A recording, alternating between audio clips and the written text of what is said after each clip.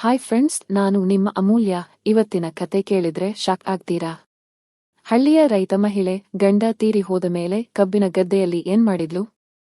ಈ ಕತೆ ನಿಮ್ಮನ್ನ ಬೆಚ್ಚಿ ಬೀಳಿಸುತ್ತೆ. ಕೊನೆವರೆಗೂ ನೋಡಿ. ನನ್ನ ಹೆಸರು ಸೌಮ್ಯ, ವಯಸ್ಸು 35. ನಾನೊಬ್ಬ ವಿಧವೆ. ಒಂದು ಸಣ್ಣ ಹಳ್ಳಿಯಲ್ಲಿ 1 ಎಕರೆ ಜಮೀನಿನಲ್ಲಿ ನನ್ನ ಅತ್ತೆ, ಮಾವ ಮತ್ತು ಮಗನೊಂದಿಗೆ ವಾಸಿಸುತ್ತಿದ್ದೇನೆ.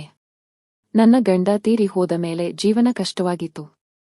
ಆದರೂ ಧೈರ್ಯವಾಗಿ ಹೊಲದಲ್ಲಿ ದುಡಿದು ಜೀವನ ಸಾಗಿಸುತ್ತಿದ್ದೆ. ಊರಿನ ಜನ ನನ್ನನ್ನು ಬೇರೆ ದೃಷ್ಟಿಯಿಂದ ನೋಡುತ್ತಿದ್ದರು.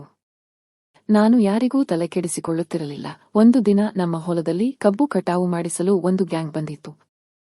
ಅವರಲ್ಲಿ ಹೆಚ್ಚಿನವರು ಬೇರೆ ಊರಿನವರಾಗಿದ್ದರು. ನಾನು ಆಗಾಗ ಹೊಲಕ್ಕೆ ಹೋಗಿ ನೋಡಿಕೊಂಡು ಬರುತ್ತಿದ್ದೆ. ಒಂದು ದಿನ ಸಂಜೆ ಹಾಗೆ ಸುಮ್ಮನೆ ಹೊಲದ ಕಡೆ ಹೋದೆ. ನಮ್ಮ ಓಣಿಯ ಶರಣು ಹಳ್ಳದ ದಂಡೆಯ ಕಡೆಗೆ ಬರುತ್ತಿದ್ದನು. ಇವನು ಯಾಕೆ ನಮ್ಮ ಹೊಲದ ಕಡೆಗೆ ಬರುತ್ತಿದ್ದಾನೆ ಅಂತ ದೂರದಿಂದಲೇ ನೋಡುತ್ತಿದ್ದೆ. ಅದೇ ಸಮಯಕ್ಕೆ ಬಟ್ಟೆ ತೊಳೆಯಲು ಬಂದಿದ್ದ ಲಲಿತಾ ಎಂಬಾಕೆ ನಿಧಾನವಾಗಿ ಬಟ್ಟೆ ತೊಳೆದ ನಂತರ ಅದನ್ನು ಜಾಲಿ ಗಿಡಕ್ಕೆ ಒಣಹಾಕುವ ನೆಪದಲ್ಲಿ ಕಬ್ಬಿನ ಗದ್ದೆಯೊಳಗೆ ಹೋದಳು. ಇವರಿಬ್ಬರು ಯಾಕೆ ಕಬ್ಬಿನ ಗದ್ದೆಗೆ ಹೋಗುತ್ತಿದ್ದಾರೆ ಅಂತ ನನಗೆ ಕುತೂಹಲ ಶುರುವಾಯಿತು. ಅದು ಸಾಯಂಕಾಲದ ಸಮಯ. ನಾನು ನಿಧಾನವಾಗಿ ಅವರ ಕಡೆಗೆ ಹೋದೆ. ಶರಣು ಹಲವು ವರ್ಷಗಳ ಹಿಂದೆ ಊರಿಗೆ ಬಂದು ಕೂಲಿ ಕೆಲಸ ಮಾಡಿಕೊಂಡು ಇಲ್ಲೇ ಇದ್ದಾನೆ. ಇವರು ಕಬ್ಬಿನ ಹೊಲದಲ್ಲಿ ಏನು ಮಾಡುತ್ತಿದ್ದಾರೆ ಎಂದು ನೋಡಲು ನಾನು ಗದ್ದೆಯೊಳಗೆ ಹೋದೆ. ಕಬ್ಬು ಎತ್ತರವಾಗಿ ಬೆಳೆದಿದ್ದರಿಂದ ನನಗೆ ಏನೂ ಕಾಣಿಸಲಿಲ್ಲ. ನಾನು ನಿಧಾನವಾಗಿ ಮುಂದೆ ಹೋದೆ. ಅಲ್ಲಿ ಅವರು ಮಾಡುತ್ತಿದ್ದ ಕೆಲಸ ನೋಡಿದ ನನಗೆ ಗಾಬರಿಯಾಯಿತು. ನನ್ನ ಗಂಟಲು ಒಣಗಿದಂತಾಯಿತು. ಸ್ವಲ್ಪ ಹೊತ್ತು ಅಲ್ಲೇ ನಿಂತು ನೋಡಿದೆ. ನಂತರ ತರಕಾರಿ ತೆಗೆದುಕೊಂಡು ಮನೆಗೆ ಬಂದೆ. ಶರಣು ನನ್ನನ್ನು ಮಾತನಾಡಿಸಿದ. ಹೊಲದಿಂದ ಈಗ ತಾನೇ ಬಂದ್ರಾ ಅಂತ ಕೇಳಿದ. ನಾನು ಹೌದು ಅಂತ ಹೇಳಿದೆ. ಅವನಿಗೆ ಹೊಲದಲ್ಲಿ ನಡೆದ ವಿಷಯದ ಬಗ್ಗೆ ಏನೂ ಗೊತ್ತಿರಲಿಲ್ಲ. ಅವನು ಲಲಿತಾ ಜೊತೆ ಕೆಲಸ ಮುಗಿಸಿ ಮನೆಗೆ ಹೋದನು. ಆ ದಿನ ಮನೆಗೆ ಬಂದು ಊಟ ಮಾಡಿ ಮಲಗಿದೆ.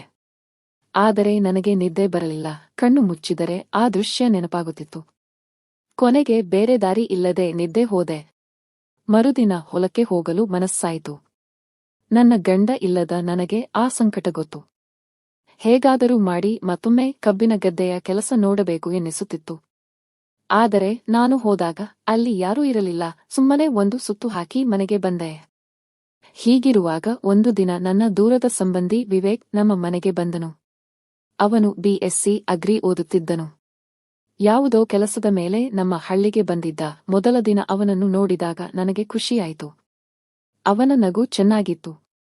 ಅವನು ಕೂಡ ಅಷ್ಟೇ ಅಂದವಾಗಿದ್ದ. ಎಲ್ಲರೂ ಅವನನ್ನು ಬರಮಾಡಿಕೊಂಡರು. ಮರುದಿನ ಅವನು ಹೊಲಕ್ಕೆ ಹೋಗಿ ಏನೇನೋ ಮಾಹಿತಿ ಪಡೆದುಕೊಂಡು ಬರೆಯುತ್ತಿದ್ದ. ನಾನು ಕೇಳಿದಾಗ ಮಣ್ಣಿನ ಬಗ್ಗೆ ಏನೋ ಹೇಳುತ್ತಿದ್ದ. ನಾನು ಅವನ ಪಕ್ಕದಲ್ಲಿ ಕುಳಿತು ಮಾತನಾಡಲು ಶುರು ಮಾಡಿದೆ. ಉಪಯುಕ್ತವಾದ ಸಲಹೆಗಳನ್ನು ನೀಡುತ್ತಿದ್ದೆ. ಆದರೆ ಅವನು ನಾನು ಹೇಳುವಾಗ ನನ್ನ ಸೌಂದರ್ಯವನ್ನು ನೋಡುತ್ತಿದ್ದ. ಅದನ್ನು ನೋಡಿ ನಾನು ಅಲ್ಲಿಂದ ಹೊರಟೆ. ಅವನಿಗೆ ಹೊಲದ ಬಗ್ಗೆ ಆಸಕ್ತಿ ಇತ್ತು. ಆದರೆ ಬೇರೆ ವಿಷಯದಲ್ಲಿ ಜಾಸ್ತಿ ಆಸಕ್ತಿ ಇದೆ ಅಂತ ನನಗೆ ಗೊತ್ತಾಯಿತು. ನನ್ನ ಗಂಡ ತೀರಿ ಹೋದ ಮೇಲೆ ನಾನು ಬಹಳ ಎಚ್ಚರಿಕೆಯಿಂದ ಇರಬೇಕಿತ್ತು. ಸ್ವಲ್ಪ ಜಾಸ್ತಿ ಮಾತನಾಡಿದರೂ ತೊಂದರೆಯಾಗುತ್ತದೆ ಅಂತ ನನಗೆ ಗೊತ್ತಿತ್ತು. ದಿನಗಳು ಕಳೆದಂತೆ ಅವನು ನನ್ನ ಕಣ್ಣ ಮುಂದೆಯೇ ಓಡಾಡಲು ಕಾರಣಗಳನ್ನು ಹುಡುಕುತ್ತಿದ್ದ. ಮನೆಯಲ್ಲಿ ಅಡುಗೆ ಮಾಡುವಾಗ, ಹೊಲದಲ್ಲಿರುವಾಗ ನನ್ನ ಹತ್ತಿರ ಬರುತ್ತಿದ್ದ. ನಾನು ಅವನಿಗೆ ಹೊಲದ ಮಣ್ಣಿನ ಬಗ್ಗೆ ಮಾಹಿತಿ ಕೊಟ್ಟು ಅಲ್ಲಿಂದ ಹೊರಟು ಬಿಡುತ್ತಿದ್ದೆ. ಒಂದು ದಿನ ಹೊಲದಿಂದ ಬರುವಾಗ ಅವನ ಕೈ ನನ್ನ ಕೈಗೆ ತಾಗಿತು. ಏನು ಹೇಳಬೇಕೆಂದು ತೋಚಲಿಲ್ಲ. ಅಷ್ಟರಲ್ಲಿ ನನ್ನ ಮೊಬೈಲ್ನಲ್ಲಿ ಅಲಾರಂ ಹೊಡೆಯಿತು. ನಾನು ವಾಸ್ತವಕ್ಕೆ ಬಂದೆ. ಗಾಬರಿಯಿಂದ ಮೈಮೇಲೆ ತಣ್ಣೀರು ಹಾಕಿಕೊಂಡು ಅಡುಗೆ ಮಾಡಲು ಹೋದೆ. ಅದೃಷ್ಟವಶಾತ್ ಅವನು ಮರುದಿನವೇ ಕಾಲೇಜಿಗೆ ಹೋಗಿ ತನ್ನ ಹೊಲದ ಮಣ್ಣಿನ ಬಗ್ಗೆ ಡಾಕ್ಯುಮೆಂಟ್ಸ್ ಕೊಡಬೇಕು ಅಂತ ಊರಿಗೆ ಹೋದನು.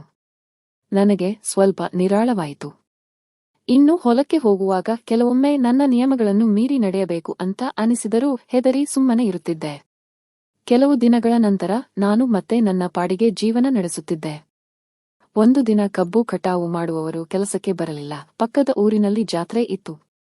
ಎಲ್ಲರೂ ಅಲ್ಲಿಗೆ ಹೋಗಲು ತೀರ್ಮಾನಿಸಿದರು. ಆದರೆ ನಾನು ಹೋಗಲಿಲ್ಲ. ಮನೆಯಲ್ಲಿ ಕೆಲಸ ಇದೆ ಅಂತ ಹೇಳಿದೆ. ಸಾಯಂಕಾಲ ಎಂದಿನಂತೆ ಹೊಲಕ್ಕೆ ಹೋಗಿ ಕಬ್ಬಿನ ಗದ್ದೆಯ ಕಡೆಗೆ ನೋಡುತ್ತಿದ್ದೆ. ಆಗ ಶರಣು ಆ ಕಡೆಯಿಂದ ಬಂದು ಹೊಲದಲ್ಲಿ ಸೇರಿಕೊಂಡ. ಅದೇ ಹೊತ್ತಿಗೆ ಲಲಿತಾ ಒಳಗೆ ಹೋದಳು. ನಾನು ಆ ಕಡೆಗೆ ಹೋದೆ.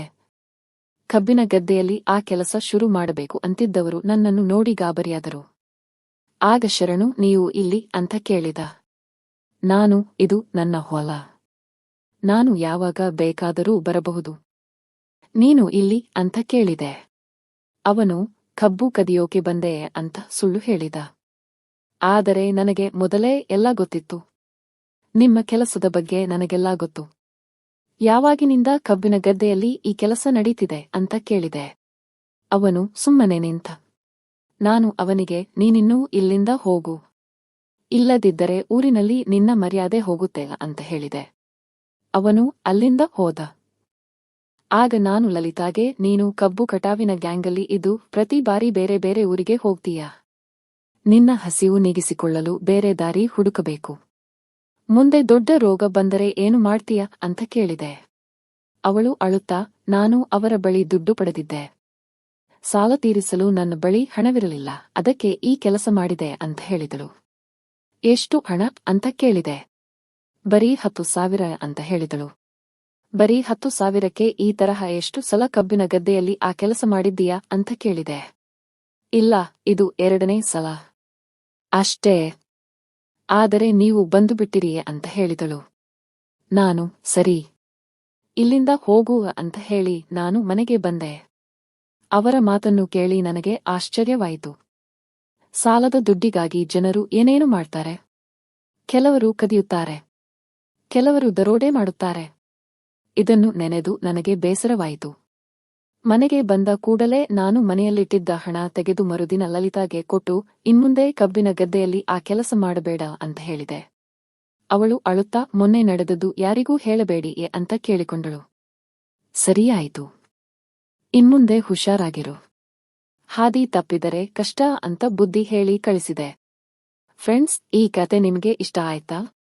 ಲೈಕ್ ಮಾಡಿ, ಶೇರ್ ಮಾಡಿ ಮತ್ತು ಕಾಮೆಂಟ್ ಮಾಡಿ. ಇದೇ ತರಹದ ಮತ್ತಷ್ಟು ಕತೆಗಳಿಗಾಗಿ ನಮ್ಮ ಚಾನಲ್ ಸಬ್ಸ್ಕ್ರೈಬ್ ಮಾಡಿ. ಧನ್ಯವಾದಗಳು. ಈ ಕತೆ ಕೇವಲ ಕಾಲ್ಪನಿಕ. ಇದು ಯಾರನ್ನೂ ನೋಯಿಸುವ ಉದ್ದೇಶ ಹೊಂದಿಲ್ಲ. ಕೇವಲ ಮನರಂಜನೆಗಾಗಿ ಮಾತ್ರ. ಈ ಕಥೆಯಲ್ಲಿ ಬರುವ ಹೆಸರು, ಸ್ಥಳ, ಘಟನೆಗಳು ಕೇವಲ ಕಾಲ್ಪನಿಕ. ಇದು ಯಾರಿಗೂ ಸಂಬಂಧಿಸಿಲ್ಲ. ಶ್ರೀ ಕಾಳಿಕದೇವಿ ಜ್ಯೋತಿಷ್ಯ ಕೇಂದ್ರ ಕರ್ನಾಟಕದ ಪ್ರಮುಖ ಜ್ಯೋತಿಷ್ಯರು ಪಂಡಿತ್ ಶ್ರೀ ರಾಮನಾಥ್ ಭಟ್. ಸ್ತ್ರೀ ಪುರುಷ ವಶೀಕರಣ, ವಿದ್ಯೆ, ಉದ್ಯೋಗ, ಹಣಕಾಸು, ದಾಂಪತ್ಯ ಕಲಹ, ಪ್ರೀತಿ, ಪ್ರೇಮ ವಿಚಾರ, ಕೋರ್ಟ್ ಕೇಸ್, ಸಾಲದ ಬಾಧೆ, ದುಃಖ, ದನ, ದರಿದ್ರಂತಹ ಇನ್ನೂ ಮುಂತಾದ ಗುಪ್ತ, ನಿಗೂಢ ಸಮಸ್ಯೆಗಳನ್ನು ಶ್ರೀ ಕಾಳಿಮಾತೆಯ ಸರ್ವಾಭಿಷ್ಟ ಅಖಂಡ ಪೂಜಾಶಕ್ತಿಯಿಂದ ಶಾಶ್ವತ ಪರಿಹಾರ ಶತಸಿದ್ಧ. ಹಿಂದೆ ಸಂಪರ್ಕಿಸಿ 9902998623.